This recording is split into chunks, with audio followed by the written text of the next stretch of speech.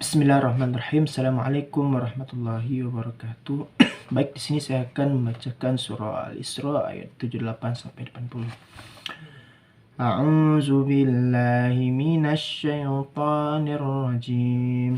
Bismillahirrahmanirrahim. Aqimis salata liduluki syamsi ila ghasaqil lail wa qur'anal fajr. Inna qur'anal fajri kana mashhuda. Wa minal laili fatahajjad bihi nafilatan lak asa yab'atha rabbuka maqaman mahmuda. Wa qul rabbi adkhilni mudkhala sidqin wa akhrijni mukhraja sidqin waj'al li min ladunka sultanan nasira. Shadaqallahul azim. Baik, di sini saya akan mengartikan Aqimus salata liduluki syamsi ila ghasaqil lail gitu. Laksanakanlah salat dari terbitnya matahari, tergelincirnya matahari sampai gelap malam. Inna qur'anal fajr, dan laksanakanlah salat subuh. Wa inna qur'anal fajri kana masyhura, sesungguhnya salat subuh itu disaksikan oleh malaikat. Wa minal laili fatahajjat bihi nafilatan lak, dan pada sebagian dari malam lakukanlah salat tahajud, kan? Lakukanlah salat tahajud sampai sebagai tambahan bagimu. Asa ayyab'atha rabbuka maqaman mahmuda,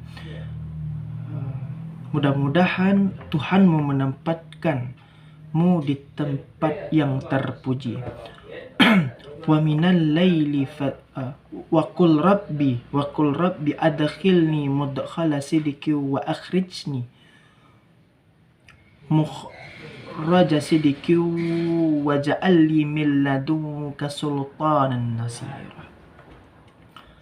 Dan katakanlah Muhammad kepada Tuhanmu, gitu kan, masukkanlah aku ke tempat masuk yang benar, dan keluarkanlah aku di tempat keluar yang benar, gitu kan. Dan berikan di sisimu kekuasaan yang dapat menolongku.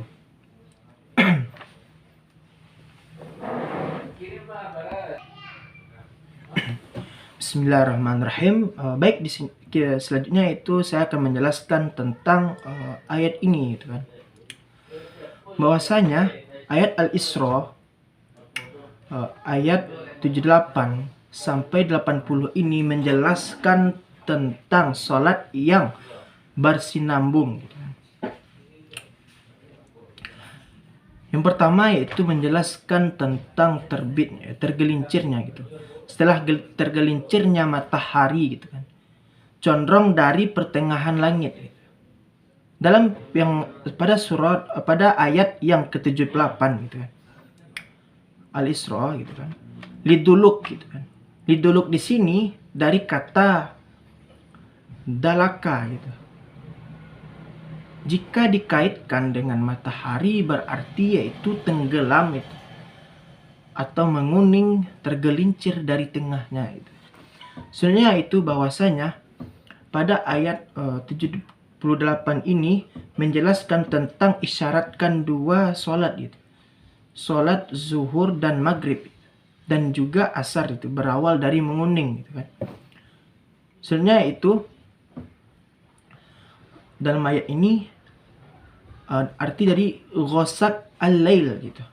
Ghasaqal lail, gitu kan. Ghasaqal lail, ghasaqil lail, ya. Ghasaqil lail, gitu kan. Yang itu artinya kegelapan malam, gitu. Ghasak di sini artinya itu ya penuh waktu itu kan. Itu angkasa dipenuhi kegelapan gitu. Waktu ya ini waktu tersebut itu sesuai dengan waktu sholat Isya gitu. Selanjutnya yaitu bahwasanya pada ayat Al-Isra ini menjelaskan tentang sholat fajar gitu. Yang mana inna Qur'an al-fajr gitu kan. Bacaan waktu fajar gitu. Maksud di sini sebetulnya itu bacaan. Namun diartikan dalam tafsiran ini bahwasanya artinya itu adalah sholat fajar gitu kan. Sholat fajar ini maksudnya itu adalah sholat subuh gitu. Disaksikan malaikat gitu. Semua bacaannya itu adalah jahar gitu. Dan sholatnya itu adalah yang berat gitu, yang dilakukan oleh para munafik gitu. Kenapa dia disebut dengan sholat yang berat? Yang bagi munafik terkadang gini, terkadang orang pada sholat subuh ini susah bangun gitu kan. Dikarenakan apa? Dikarenakan mungkin malamnya tersebut belum manggil wudhu gitu kan. Dan ketika bangun di pagi gitu kan, nanti lah gitu. Bahwasanya kita itu tersebut dilarang untuk melalaikan sholat. Fawailul lil musolli gitu kan. Janganlah kalian untuk melalaikan sholat gitu kan. Terkadang di subuh inilah berat godaannya gitu. Sebenarnya itu bahwasanya pada ayat ini menjelaskan tentang tahajud gitu. Tahajud di sini yaitu ibadah, suatu ibadah tambahan gitu, atau tambahan, atau bisa juga disebut dengan tambahan ketinggian derajat gitu kan. Tahajud di sini dari katanya itu hujud gitu. Hujud di sini arti tidur gitu kan. Jadi pelaksanaan sholat tahajud ini yaitu tinggalkanlah tidur gitu untuk sholat gitu kan. Berarti bangun dari tidur gitu. Kita ini bangun dari tidur, misalnya kita sholat pada habis isya itu kan kita kan sholat itu. Setelah itu kita tidur sejenak gitu kan. Dan bangun sebagian dari malam itu. Pada sebagian dari malam itu bisa itu sekitaran jam 3 gitu kan. Selanjutnya yaitu bahwasanya dinamakan sholat lail gitu kan, dikarena dilakukan di malam hari gitu, ketika waktu tidur. Jadi ketika orang tidur gitu kan, dan kita melaksanakan sholat lail ini, dan bertambahlah derajat kita, dan Tuhan dan Allah menempatkan kita di tempat derajat yang mulia gitu kan. Sebenarnya itu bahwasanya pendapat itu kan, ada perbedaan pendapat tentang sholat tahajud ini. Yang pertama itu bahwasanya kita harus tidur gitu kan. Ini dari Kutubi dan lain-lain gitu kan. Bahwasanya dijelaskan bahwasanya kita harus tidur dulu, misalnya setelah isya gitu kan, kita tidur dulu, setelah itu bangun gitu kan, dan melaksanakan sholat tahajud gitu. Namun ada juga yang sebagian ulama yang mengatakan bahwasanya tanpa tidur dulu gitu, jadi tidak tidur gitu kan, jadi bisa dilakukan setelah isya gitu kan. Itu adalah sebagian dari ulama gitu kan. Selanjutnya itu bahwasanya makna dari semoga diangkat ke tempat yang terpuji gitu kan. Jadi asa ayyaba'atsa rabbuka maqaman mahmuda itu maksudnya sini bahwasanya asa biasanya untuk harapan gitu. Pasti dikaitkan dengan Allah gitu. Di harapan ini dikaitkan dengan Allah gitu. Dan mahmudan itu kan, mahmudan ini tempat yang terpuji itu kan. Sebenarnya itu kesimpulan gitu. Kesimpulan yang dapat kita ambil yaitu bahwasanya di dalam ini adanya yaitu jenis sholat gitu. Ada sholat tersebut mengangkat kita ke derajat yang lebih tinggi gitu kan. Seperti yang di sini adanya yaitu menjelaskan tentang sholatnya wajib dan sholat sunat gitu. Sebenarnya itu menjelaskan juga tentang perihal waktu sholat gitu.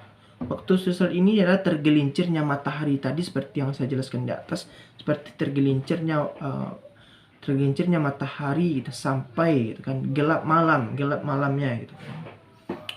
Dan kita waktu sholat tersebut ialah 5 waktu dalam sehari semalam gitu. Maksudnya itu manfaat dari sholat gitu kan. Manfaat dari sholat ini sebetulnya banyak gitu. Namun dalam surat ini dijelaskan bahwasanya yaitu dengan sholat gitu kan terangkatlah derajat kita. Kenapa diangkat gitu? Karena misalnya dalam sholat tahajud tadi gitu kan, orang itu dalam keadaan tidur gitu, namun kita bangun gitu, dan kita meminta doa itu dengan lembut gitu kan, dengan rendah hati gitu. Dan pada saat itulah waktunya tenang, itu tidak ada suara-suara lain dan suara-suara berisik dan lainnya gitu kan. Dan selanjutnya itu pada sholat tahajud tersebut ialah tenang gitu kan, dan bisa juga dengan meminta tersebut gitu kan, meminta dengan misalkan masalah kita mungkin atau perihal muamalah, perihal dan lainnya gitu kan. Mungkin sekianlah yang bisa saya dapat sampaikan. Atlubul afa minkum kasiran wa akhiru kalam. Assalamualaikum warahmatullahi wabarakatuh.